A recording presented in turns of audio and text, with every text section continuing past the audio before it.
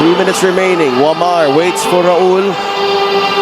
8 lead changes, 5 deadlocks in this ball game. Mostly here in the second half. That's a foul on Alin Bulanadi.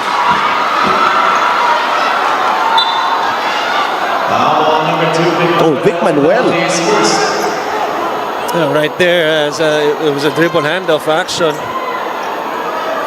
And trying to pitch the ball, or hand off the ball to Orlan Wamar right here. But as he turned, even before the handoff, yung hawak dun sa bewang. Manuel, medyo na-dislodge itong si Maikis. 77 to 74, 2:50 remaining. Dexter Maikis at the line. Free throw shooting, 14 of 22 for Pangasinan, 13 of 19 for San Juan.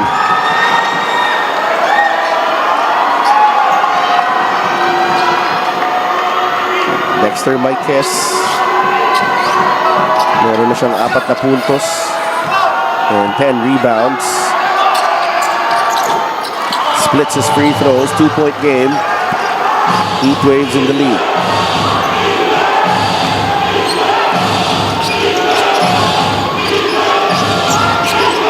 They're going to go to Vic Manuel on the post, I believe, here.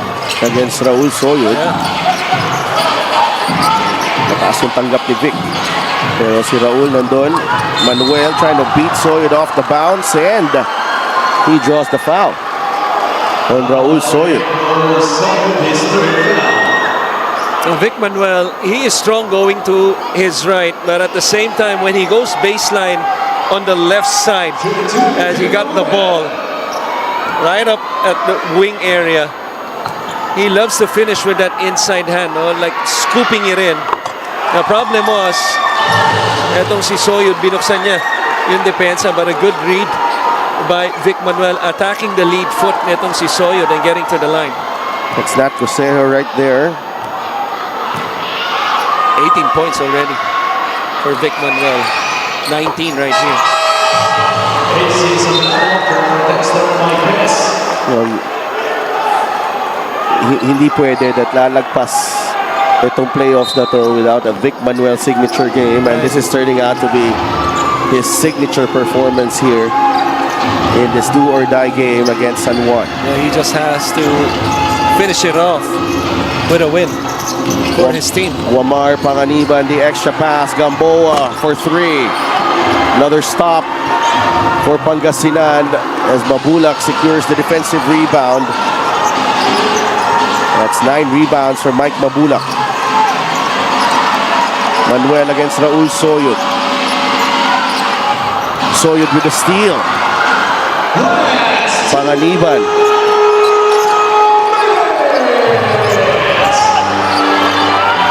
Gamboa, if hindi nabigay kay Raul Soyud, here's Nico. He'll try to test the defense of Mabulak.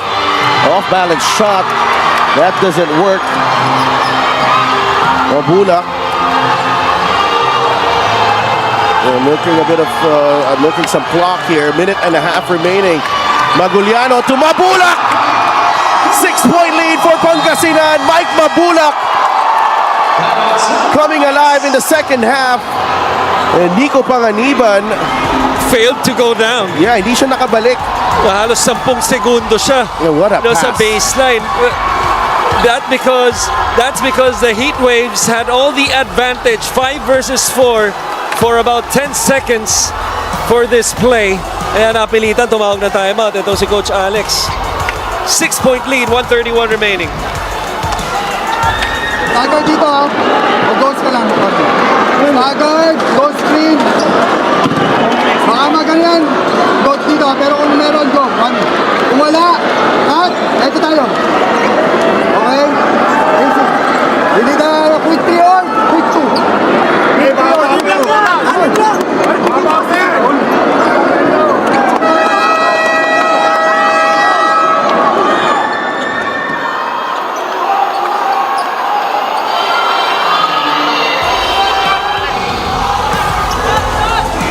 Mike Mabulak, JP Magulian, and Vic Manuel combining for 29 points in Game 2.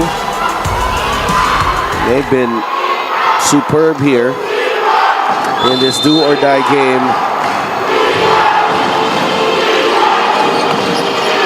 JC Collier is in the game for San Juan. They need a basket here.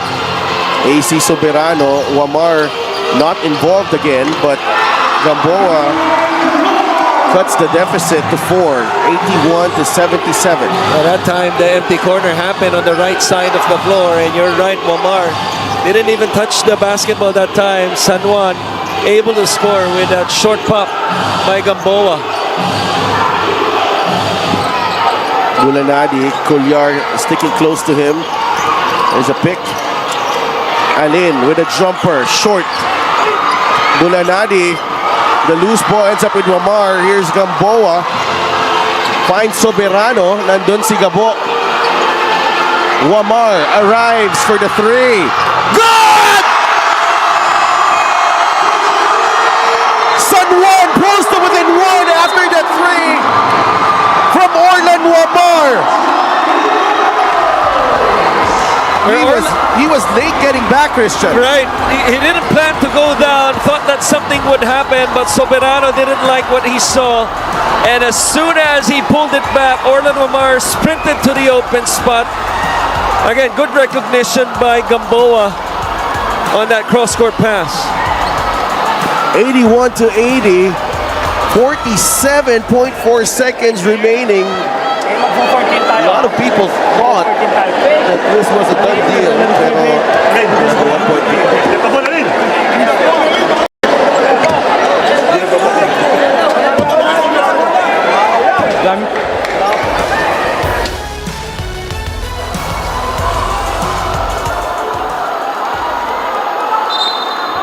Coach Jerson Cabiltes with perhaps his most important timeout of the season.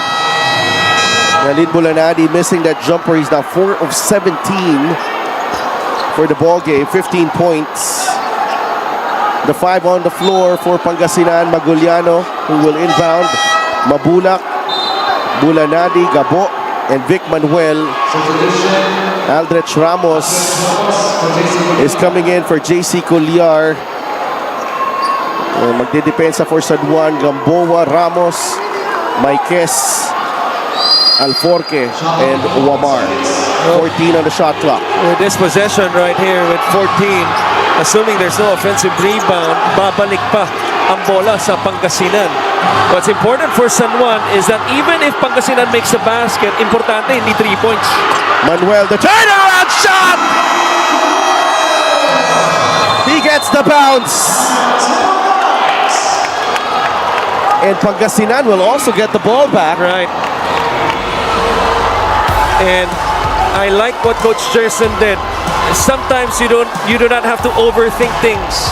You just gotta go to your main man. What I like about the adjustment is that they flipped it to the right side of the floor. Halos lahat ng posting niya sa fourth quarter sa kaliwang bahagi. Ngayon, nasa kanan siya. He can use his left shoulder and go to that turn on that side of the floor. Back pick.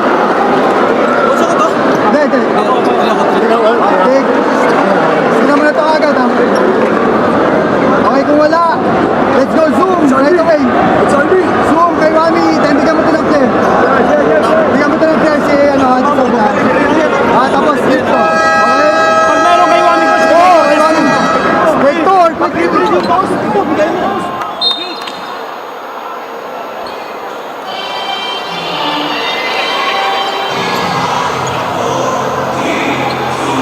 What do you make of that timeout from Coach Alex, Christian? Well, I heard a zoom action right there. I'm going to expect it to be for Orlan Wamar because he's the only guy that can draw 2 defenders. I think for Pangasinan, I expect them to switch all screens because the last thing, there's the zoom action. The last thing you want to give up here is a 3-pointer. Maiques, the fake, the 3, no. Collier. Gamboa will shoot. Short rebound, Maguliano. A big stop for Pangasinan. 14.9 seconds remaining. JP Maguliano will go to the free throw line. And obviously San Juan had all the chances to tie the ball game, even had a second chance. But one thing that you'll notice in this picture, Sedel, aside from the miss and the offensive rebound, where's Olan Wamar in the picture? He was in the half court because he's being denied by the basketball, but I'm really surprised. I don't know if it's fatigue, but this is not the Orlan Wamar that I'm used to seeing all throughout the seasons in the Mpbl. Usually, gusto niya yung mga ganitong sitwasyon. Kukunin niya yung bola. Kahit na dalawa pa, yung tumatao sa kanya, kukunin niya yung bola. Coach Juan Garcia of the Abra Solid North Weavers waiting in the wings. Magaliano trying to seal the deal here at the line. No good! A chance for San Juan. Culyar stops, finds Wamar. Two players ganging up on Orlan. Gamboa, a three! No! And Pangasinan is moving on! The Heatwaves are advancing to the North Division Finals for the first time in franchise history. What a win here on the road!